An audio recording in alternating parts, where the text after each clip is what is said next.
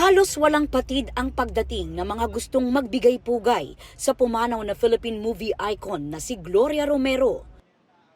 Kabilang si dating Pangulong Joseph Estrada na nakatrabaho rin ni Tita Glo. Naroon din si Iza Calzado na gumanap bilang young version ng karakter ni Gloria sa pelikulang Moments of Love.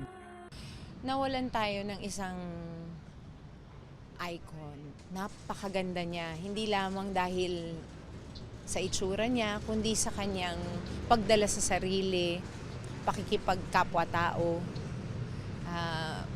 She was really a beautiful human being. Kahapon ay sunod-sunod din ang dating ng mga nakiramay na personalidad. Mula sa showbiz hanggang sa politika. Kabilang ang matalik niyang kaibigan na si Daisy Romualdez at sina Vilma Santos at Sharon Cuneta.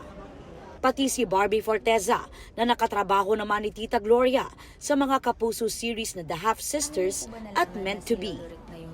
Nagpaabot din ng pakikiramay si Pangulong Bongbong Marcos na nakasama ni Tita Gloria sa Marcos Sr. biopic na iginuhit ng tadhana noong 1965. Para kay Film Development Council of the Philippines Chairperson Jose Javier Reyes, maituturing na Queen of Philippine Movies si Tita Glo.